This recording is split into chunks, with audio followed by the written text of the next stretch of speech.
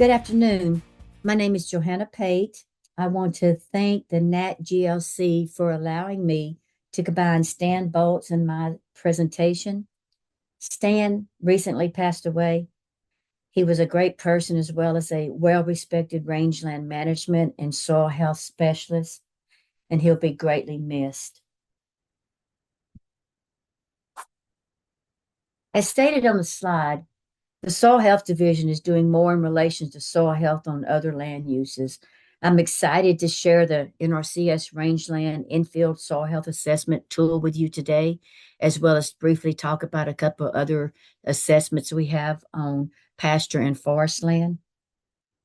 But having spent over 30 years working on grazing lands, I believe the Rangeland Infield Soil Health Assessment tool is a game changer for ranchers and conservationists interested in soil health improvements on rangeland. I'm going to briefly show you the tool and at the end of the presentation, but at first I'm going to start out by giving you a little bit of background.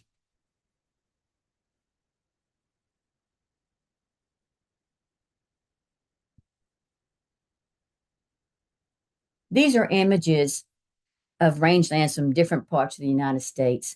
Some of them look better than others, but all of them are directly dependent on the health of the soil. Soil health is dynamic. We can change it if we know what its current condition is and where the weak spots are. That's the main reason NRCS developed the Rangeland Infield Soil Health Assessment, was to assess the capacity of the soil on rangeland to function as a vital living ecosystem. As I stated in my opening slide, I believe the tool is a game changer for producers interested in soil health improvements. And the objective of this part of my presentation is to provide you information about the tool by covering the 5 W's: who, what, why, where, and when. So let's get started. First, who? Who developed the Rangeland Infield Soil Health Assessment? NRCS developed the tool. Our partners, the Forest Service, Bureau of Land Management, Native American Rangelands Partnership, Pecan Lodge, and most important of all, some ranchers have either tested or are currently testing it in the field. As I stated, this is an in-field soil health assessment. You do not send off any testing results to labs. So that's the who. Let's talk about the what. What is the tool's purpose? The Rangeland Infield Soil Health Assessment was designed to be used as a diagnostic qualitative tool to help conservation planners and landowners determine and document if soil health resource concerns exist. The assessment provides a relatively quick method to evaluate both biological and physical components of an ecosystem. As stated in the previous slide, one of the 2 objectives of the tool is to determine if these soil health resource concerns are present. The Soil Health Division is responsible for overseeing 4 resource concerns. They are compaction, aggregate instability, soil organic matter depletion, and soil organism habitat loss or degradation. This tool helps you identify whether those resource concerns exist on the property. So why? Why develop the tool? Well, the NRCS conservation planning process identifies if any resource concerns exist and to what degree they exist. After resource concerns are assessed and the rancher has established clear goals, NRCS can recommend conservation practices to solve these concerns and meet the rancher's resource goals. Without the first step of assessing the concern, it's very unwise to implement conservation practices. You need to know where you're starting from, have a clear picture of where you're going, and then a way to finally determine if you've actually arrived.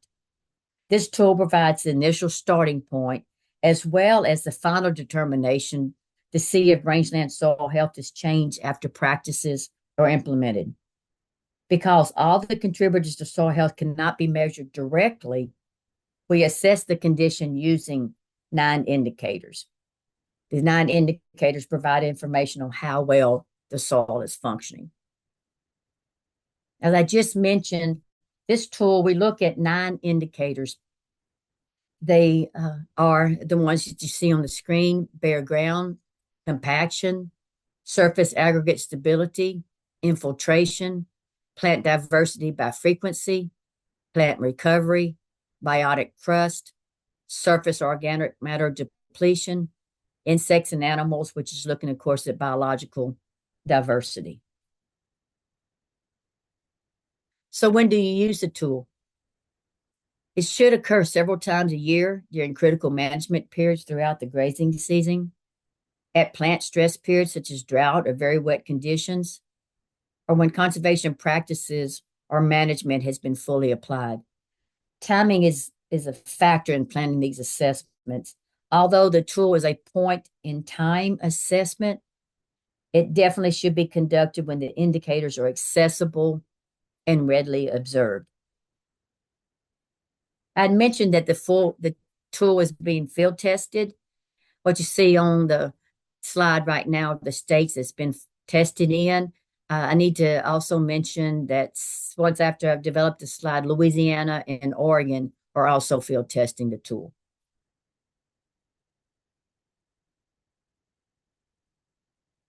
So this is what the tool looks like.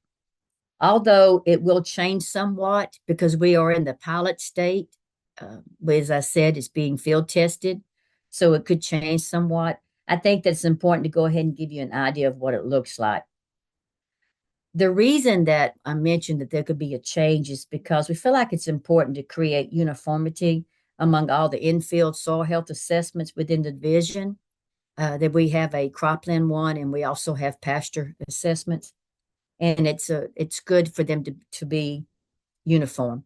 So the overall appearance may change a little bit, but the main concept and the indicators will not change. So what you see on your screen is the first part of the tool, where you'll fill in information, and it will be a fillable form with the location and so forth, as you see at the top of the page. And then you will simply rate the actual tool on whether or not it meets assessment criteria.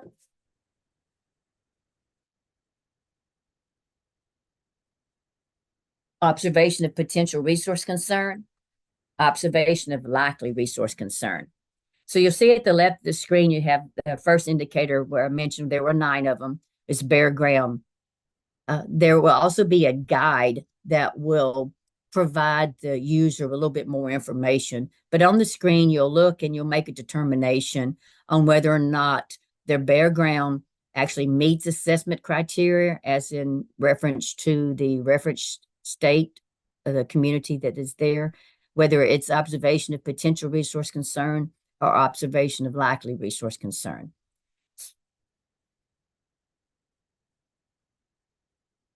As you'll see, it continues through for all 9 indicators. The next indicator is compaction.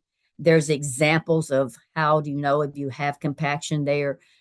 There's also methods that will be in the instruction guide on what method you should use to determine if there's compaction. But you simply go through all 9 indicators and do an evaluation in the field and to score it.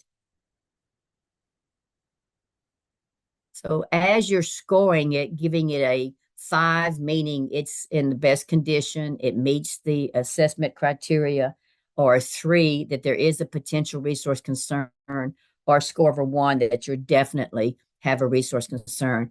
As you're scoring and working through the indicators, the number 1, 3, or 5 will automatically calculate into the tool.